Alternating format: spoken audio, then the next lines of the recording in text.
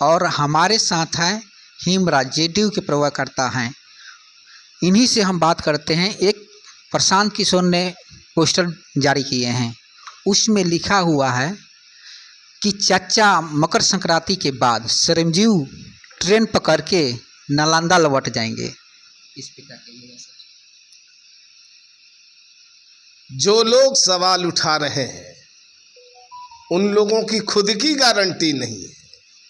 Guarantee तो इस बात की है कि जिस चाचा के ऊपर उंगली उठा रहे हैं उस चाचा की गारंटी है, चाचा के विकास की गारंटी है, चाचा के बिहार की गारंटी है।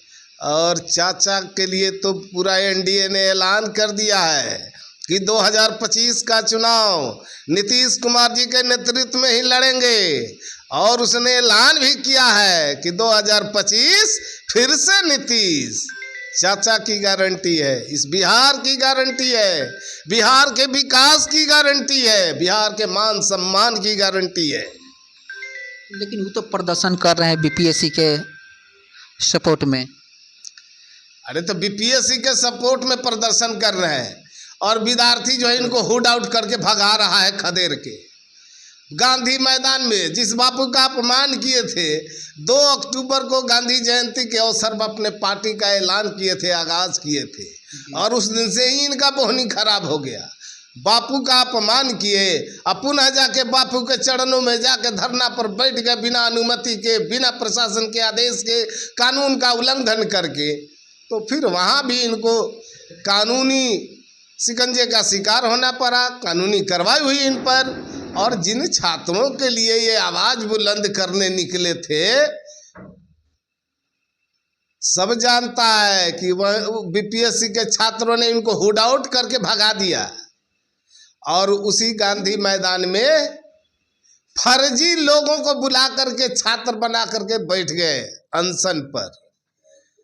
जांच हुई, जांच में पकड़े गए, 30 छात्रों की जांच हुई, एक भी छात्र उसमें नहीं थे।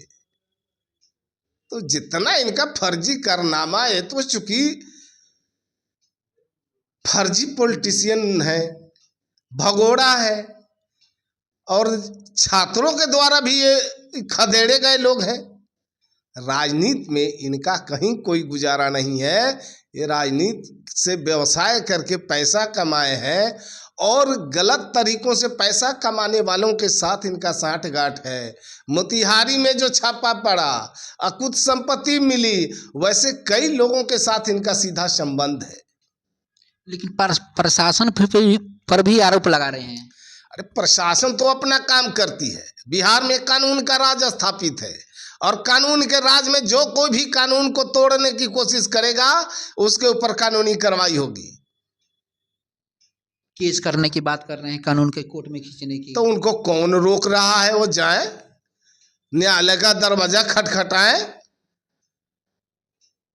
दरअसल ये लोग हमेशा जो बिहार के माहौल को बिगाड़ने की कोशिश किए, छात्रों को गुमराह करने की कोशिश किए और छात्रों को गुमराह करके उनके भविष्य को बर्बाद करने की कोशिश किए, छात्रों के भविष्य के साथ खिलवाड़ करने की कोशिश किए। लेकिन बिहार की सरकार में कानून का राज स्थापित है, सबका पर्दा खुल गया, भेद खुल गया। अब इनका कहीं गुजारा नहीं है, ये उल्टे पांव वापस भाग रहे हैं। विपक्ष के पार्टियों के बुला रहे हैं कि मेरे साथ आइए प्रदर्शन करने, राहुल गांधी, तेजस्वी यादव। तो देखे नहीं आप, पप्पू यादव, तेजस्वी जी, एगो त्रिदेव लोग क्या कर रहे थे? पहले आपस में सलट ले, आपस में तीनों सलट लें, फिर बात करें। तो क्या 14 के बाद कुछ होने वाला है? 14 तारीख के पूरे बिहार के लोग दही चूड़ा खाएंगे, अमन चैन शांति खुशहाली में दही चूड़ा खाकर मौसम परिवर्तन का आनंद लेंगे। और बिहार में कानून का राज है, नीतीश कुमार है, बिहार में बाहर है। तो प्रशांत किशोर ये गलत बोल रहे हैं जो मकर संक्रांति के बाद चाचा। अरे जिनको खुद ज्ञान नहीं है, जिस राज्य में रहते हैं, जिस देश में रहते हैं, उनको इतना नहीं पता है कि देश कानून से चलता है और कानून का उन्होंने उल्लंघन किया है। तो कानून के उल्लंघन में उनको जो है घसीटा गया। पुलिस अपना काम की और वो जिनको जहाँ जाना है जाए। छात्रों ने भी नकार दिया है, बिहार की जनता ने भी नकार दिया है। अब देखें, बराबर उनके हर कारनामे में जो रचते हैं जाल, बुनते हैं जाल, उस जाल में खुद फंसते हैं। तीसरा विकल्प वही है, कहीं के नहीं है। हम लोग उनके बयानों को नोटिस ही नहीं लेते हैं।